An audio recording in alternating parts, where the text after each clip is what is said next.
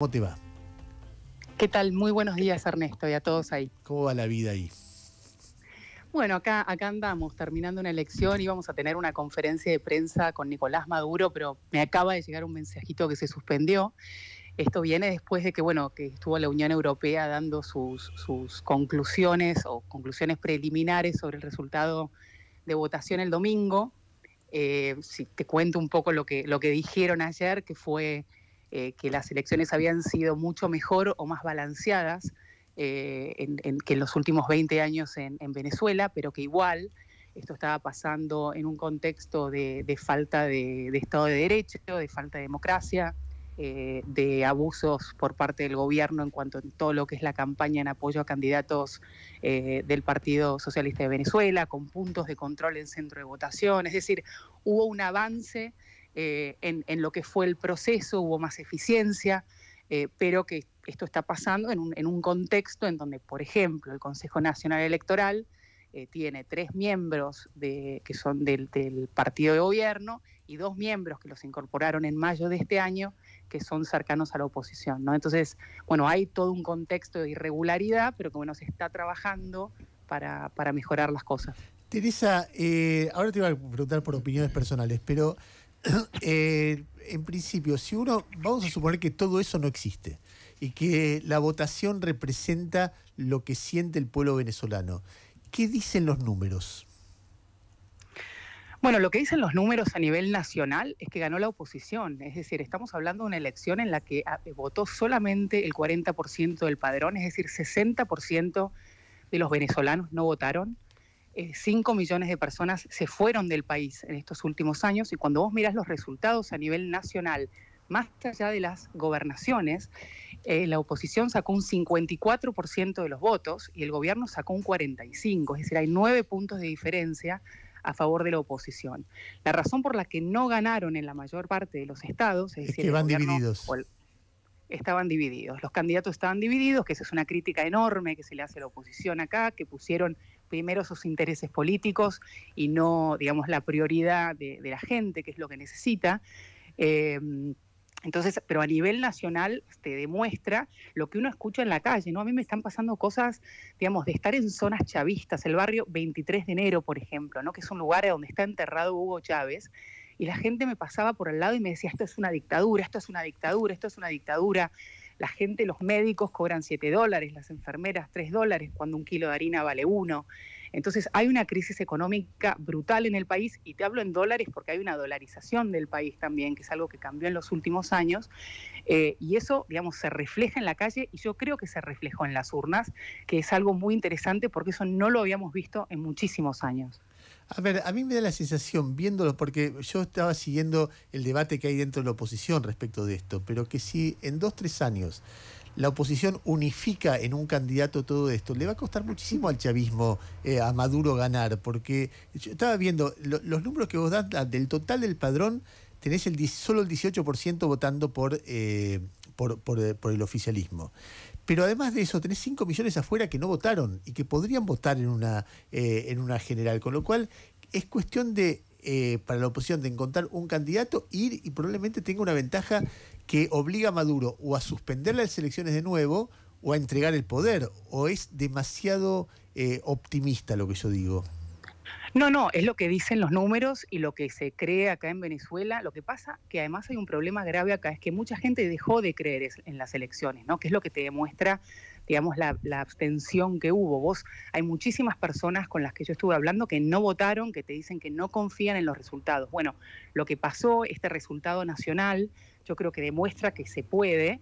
El problema es también qué es lo que va a pasar en los próximos años, ¿no? Yo creo que la presencia de la Unión Europea, que fue muy, muy seria acá en el país, estuvieron en 22 estados, 130 veedores, muchos de ellos estaban ya desde octubre en las zonas más remotas de Venezuela, controlaron el proceso, la campaña, digamos, en centros de voto, digamos, fue el despliegue que hicieron fue inédito.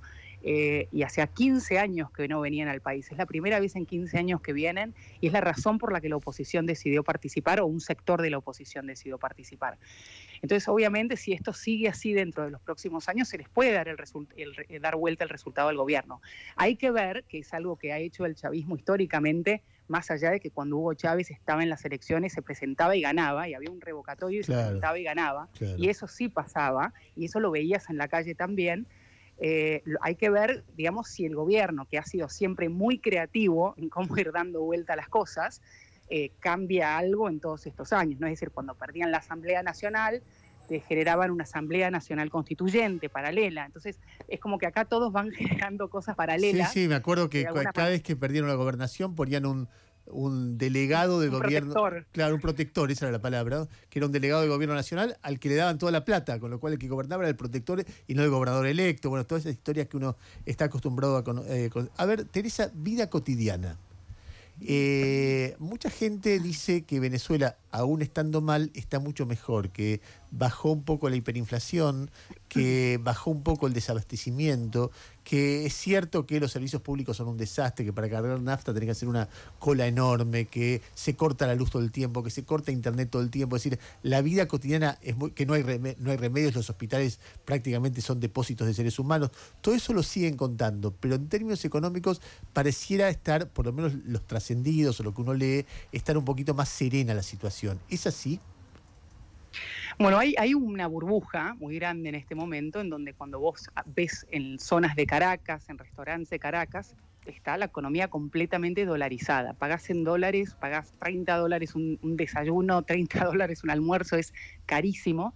Y hay un sector de la economía que se está reactivando porque subió el precio del petróleo, pese a que Venezuela bajaron muchísimo sus ingresos petroleros, es un país petrolero. La gente, después de años de crisis y se dio cuenta que no iba a cambiar nada, que no pasó nada cuando estuvo Juan Guaidó y los intentos de sacar a Maduro, dijo, bueno, la poca plata que tengo la empiezo a meter en la economía del país. La gasolina, por ejemplo, empezó a circular, no hay tantas colas en los lugares para cargar nafta porque está llegando gasolina de Irán, entonces eso cambió mucho la situación. Pero eso pasa en Caracas. Yo el otro día estuve en La Guaira, estuve en pueblos, digamos, todo alrededor de Venezuela, y la situación es desesperante. Es decir, es desesperante porque, como te contaba, un médico gana $7, una enfermera gana $3, una pensión, un jubilado gana $1.50. Y todo esto estás hablando vas a comprar 1 kilo de harina y vale $1. O sea, la gente vive al límite. Los niveles de pobreza en Venezuela hoy son entre el 80 y el 90% de la población es pobre. Por eso se siguen yendo del país. Entonces hay como una especie de recuperación. Pasaron de tener un 1.000.000% de inflación a 1.500% de inflación al año. O sea que ahora es 1.500. Ahora es 1.500%, y hay una circulación, esto del dólar, que antes no había. Es decir, yo venía a Venezuela hace 15 años y cambiabas, qué sé yo, $100 y te daban bolsas de plata con lo que te comprabas todo lo que querías. Hoy en día la economía se dolarizó. Dolarizarse significa que permiten que vos compres con dólares en cualquier negocio. Antes vos tenías que cambiar en bolívares y ahora llevas dólares y te venden en dólares cualquier cosa. Te venden en dólares y puedes pagar con una tarjeta extranjera y te cobran el valor del dólar en el Banco Central, es el mismo que en la tarjeta. Es decir, hay diferencia, por ejemplo, si querés hablemos de Argentina, que vos en Argentina tenés el oficial y el blue, bueno, acá eso se equiparó. Y la razón por la que se equiparó, que es lo que me están diciendo y que me pareció muy interesante, es que al parecer el gobierno estuvo hablando con economistas muy cercanos a Rafael Correa, que los asesoraron en levantar las restricciones al tipo de cambio, que los asesoraron en, bueno, otras medidas económicas para tratar, digamos, de salir de la crisis, ¿no? Entonces, pero es muy impactante el tema del dólar porque era un país en donde el dólar era el imperio, ¿no? No, es que es eso, la paradoja de que cuando se gobierna mal un país, por más que vos hagas consignas de soberanía, de lucha contra el imperialismo, etcétera, y terminás con tu moneda nacional siendo el dólar. O sea, es una cosa muy de un contrasentido, pero también bastante habitual por otra parte, ¿no? Así es, y bueno, y también, ¿no?, lo que fue pasando en este país. Es decir, Venezuela era un país que producía 3-4 millones de barriles de petróleo al año. A mí me pasó de estar en Maracaibo, en pozos petroleros, y los pozos están cerrados por falta de inversión, están destruidos.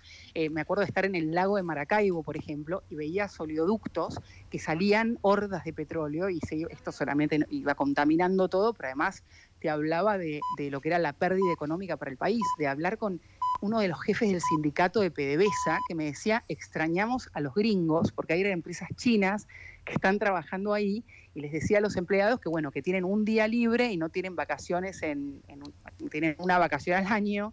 O sea, digamos, hay un cambio muy, muy grande en Venezuela que se está dando con la entrada también de empresas rusas, chinas, la presencia de Irán, entre otras cosas. Pero bueno, sí, esto terminó con la economía de este país devastada, con más de 5 millones de personas fuera del país, saliendo en condiciones infrahumanas. Y nada, una situación muy triste. Pero hay un rebote económico, pero creo que no hay que olvidarse a la gran mayoría, ¿no? Teresa, te agradecemos mucho tus informes que siempre son muy, muy completos. Te mando un beso y gracias. Un beso grande. Teresa.